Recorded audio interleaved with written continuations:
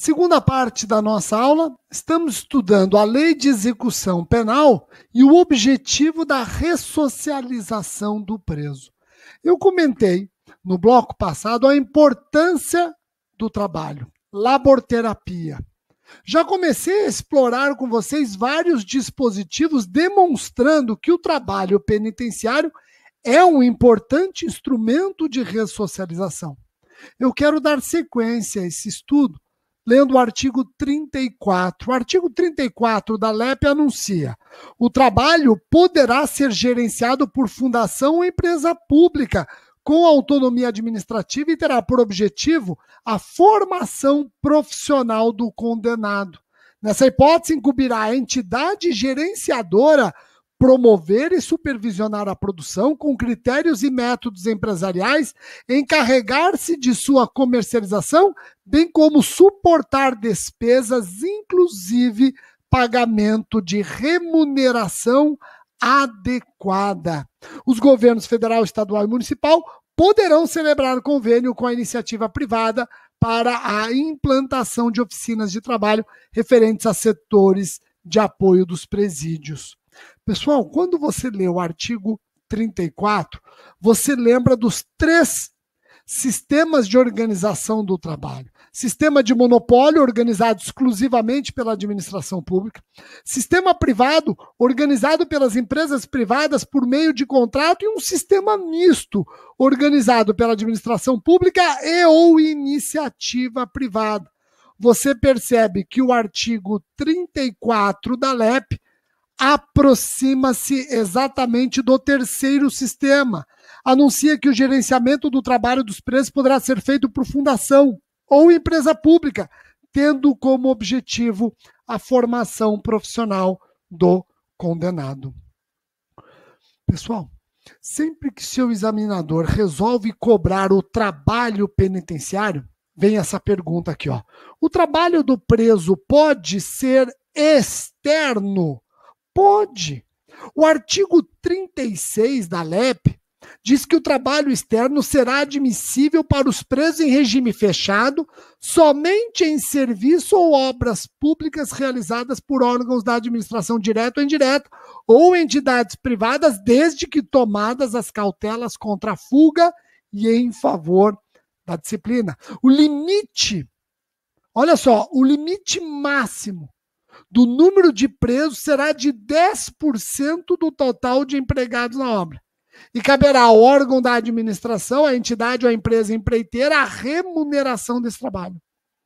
Pessoal, um detalhe importante que cai em concurso: a prestação de trabalho à entidade privada depende do consentimento expresso do preso.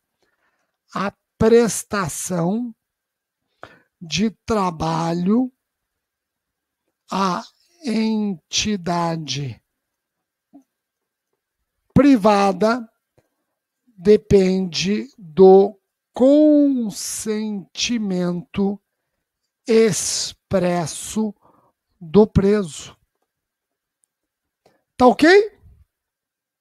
Rogério, para que o preso possa trabalhar, exercer esse trabalho externo, precisa de autorização judicial? Não, o artigo 37 diz que a prestação de trabalho externo, a ser autorizada pela direção do estabelecimento, dependerá de aptidão, disciplina e responsabilidade, além do cumprimento mínimo de 1/6 da pena. Rogério, pera um pouquinho. Ele tem que cumprir 1/6 da pena? Sim, pessoal, olha só, mas cuidado. De acordo com o STF, a exigência objetiva de prévio cumprimento de 1/6 da pena para fins de trabalho externo, para fins de trabalho externo, não se aplica aos condenados que se encontram em regime semiaberto. É exclusiva de condenados em regime fechado.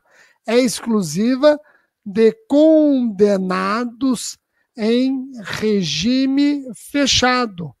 Rogério, e se for preso provisório? Cuidado que eu já alertei que preso provisório, o trabalho é facultativo e se ele resolver trabalhar, só pode trabalhar internamente. Não existe trabalho externo para o preso provisório. O cumprimento de 1/6 da pena é uma exigência para presos no regime fechado. Não existe essa exigência para preso que está no regime semiaberto. Tá ok? Rogério, preso por crime hediondo ou equiparado tem direito ao trabalho externo? A Lei 8.072/90 não proíbe. A Lei 8.072/90 não proíbe. Mesmo condenado por crime hediondo ou equiparado hediondo, tem direito a trabalho externo. Tá ok? Bom, vamos agora para os princípios orientadores da LEP. Reparem que até este momento eu destrinchei com vocês os objetivos da LEP. E é óbvio que eu dei uma ênfase grande ao objetivo da ressocialização. Então, tudo o que eu falei até este momento acaba envolvendo ressocialização, o tema reeducação. Agora eu quero partir para o estudo dos princípios informadores da LEP. A ressocialização não deixa, segundo alguns, de ser um princípio informador da LEP. Eu prefiro estudar a ressocialização não como um princípio informador, mas como um objetivo da LEP. Vamos para os princípios informadores. Começo com o princípio da legalidade. Na exposição de motivos da LEP, o item 19 estabelece que o princípio da legalidade domina o corpo e o espírito do projeto, de forma a impedir que o excesso ou o desvio da execução comprometam a dignidade e a humanidade do direito penal. Guardem isso aqui, ó. Guardem isso aqui. Excesso ou desvio da execução. Eu vou explicar para vocês o que significa o excesso e desvio da execução em breve. Guarda isso aqui. Rogério, então eu enxergo a legalidade dominando a LEP? Sim, em vários dispositivos da LEP, a legalidade é anunciada. Em vários dispositivos da LEP, a legalidade é anunciada. Agora, o principal dispositivo, berço da legalidade na LEP, é o artigo 3º. O artigo 3º da LEP diz que ao condenado e ao internado serão assegurados todos os direitos não atingidos pela sentença ou pela lei. Então, se você quer o berço da legalidade, a viga mestra da legalidade no âmbito da execução penal, artigo 3º. Ao condenado e ao internado serão assegurados todos os direitos não atingidos pela sentença ou pela lei.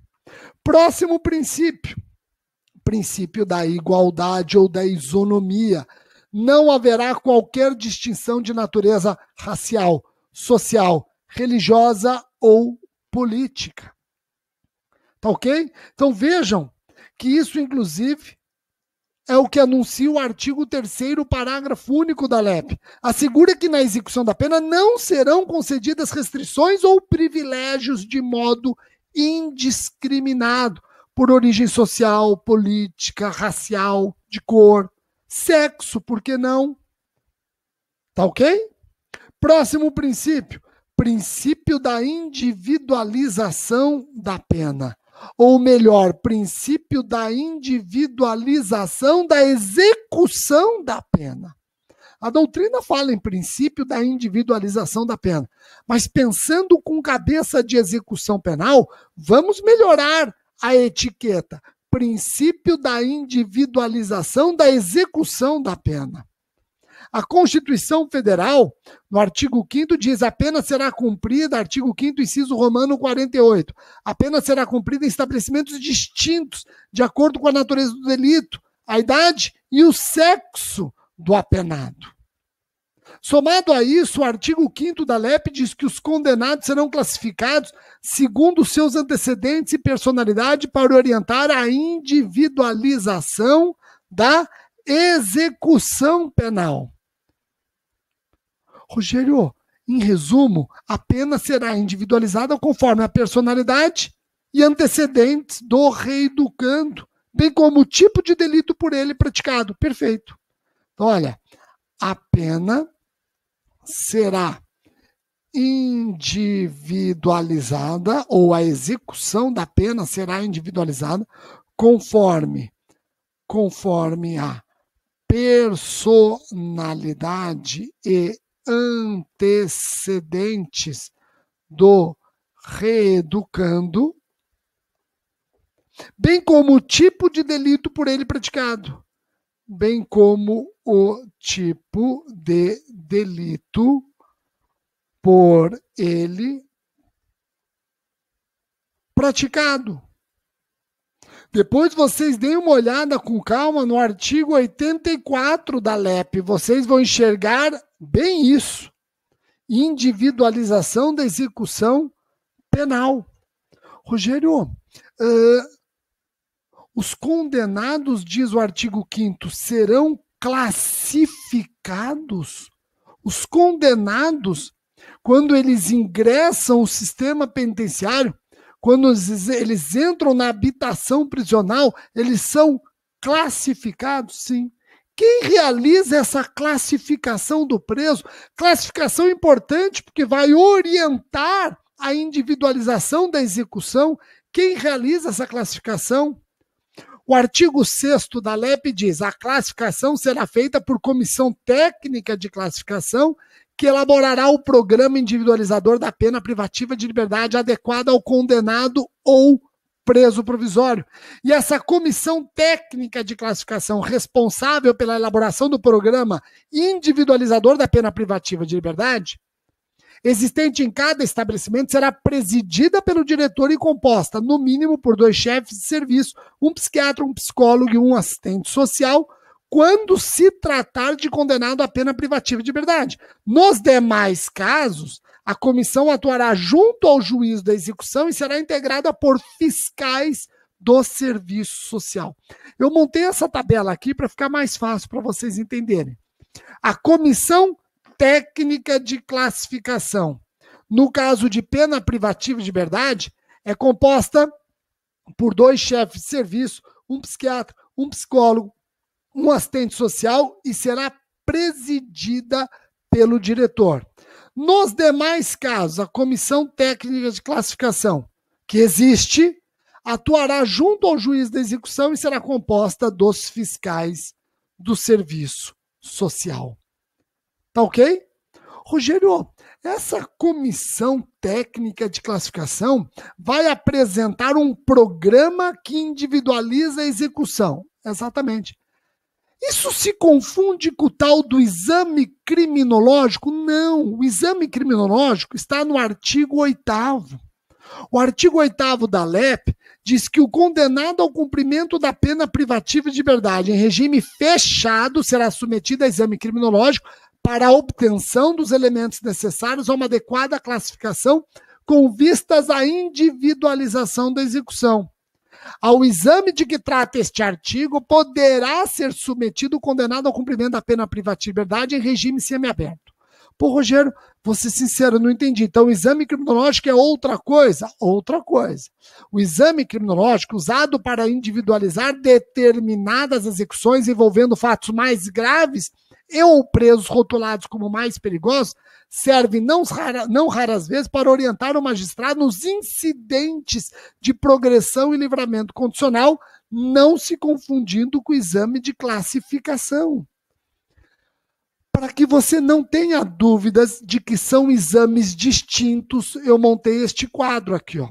O exame de classificação, ele é amplo e genérico, orienta o modo de cumprimento da pena, guia seguro visando a ressocialização, envolve aspectos relacionados à personalidade do condenado, seus antecedentes, sua vida familiar e social e sua capacidade laborativa.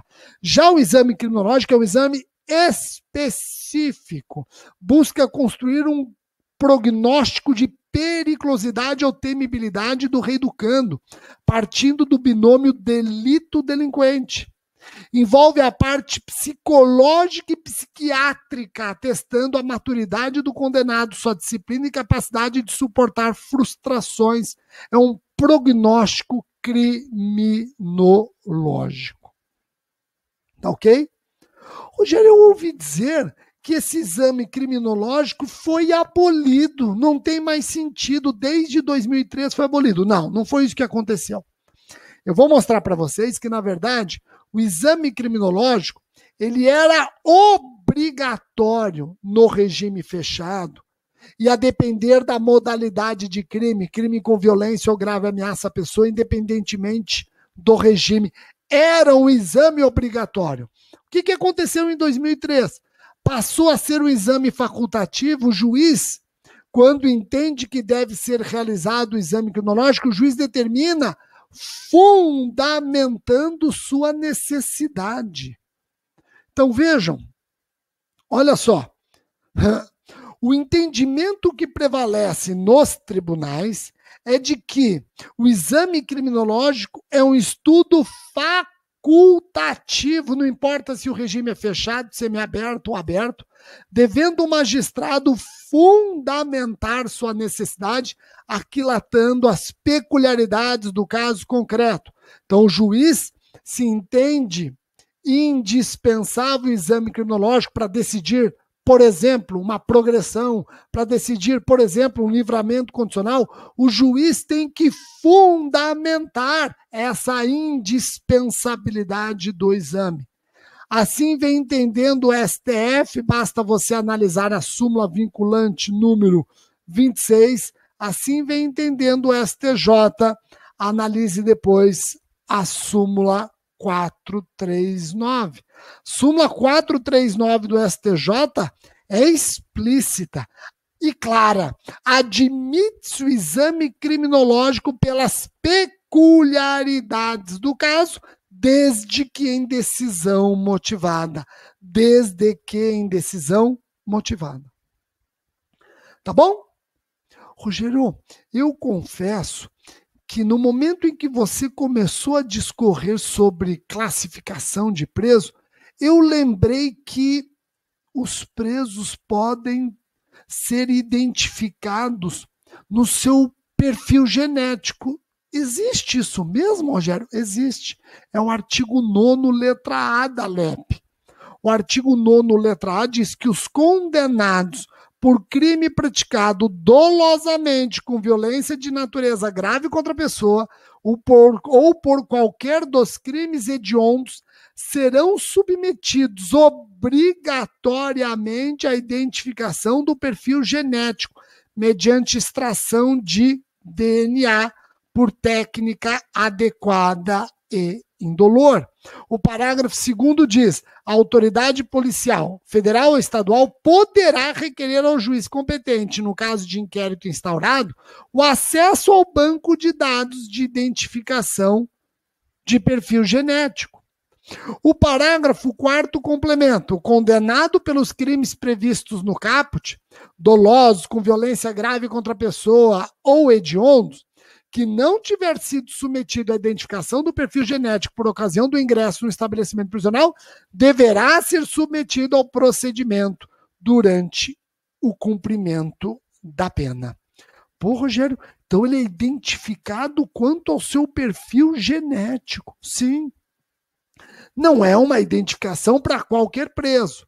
Você percebeu que é uma identificação obrigatória para presos condenados por crimes dolosos com violência grave contra a pessoa e para presos condenados por crimes hediondos. Esta identificação não serve necessariamente para subsidiar a investigação criminal. Pode servir, mas não serve necessariamente para isso.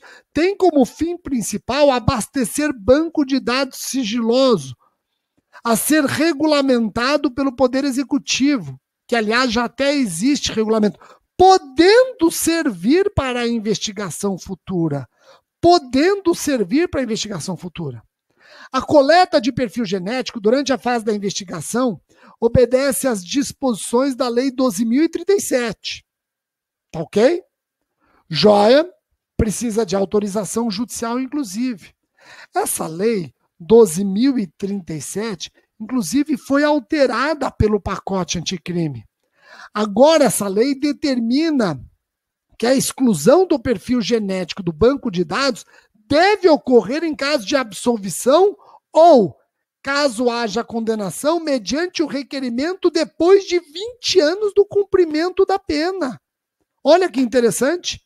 Então, nós temos aqui um detalhe importante, detalhe trazido pelo pacote anticrime que permite a exclusão desse perfil genético do banco de dados, se o agente for absolvido, inclusive em sede de revisão criminal, ou caso seja condenado, a pedido do interessado depois de 20 anos do cumprimento da pena. Outra novidade trazida pelo pacote anticrime foi a criação de um banco nacional multibiométrico e de impressões digitais, que prevê a coleta não só de material genético, mas também de registros biométricos, impressões digitais de íris, face e voz de presos provisórios e definitivos, bem como de investigados. Olha que interessante.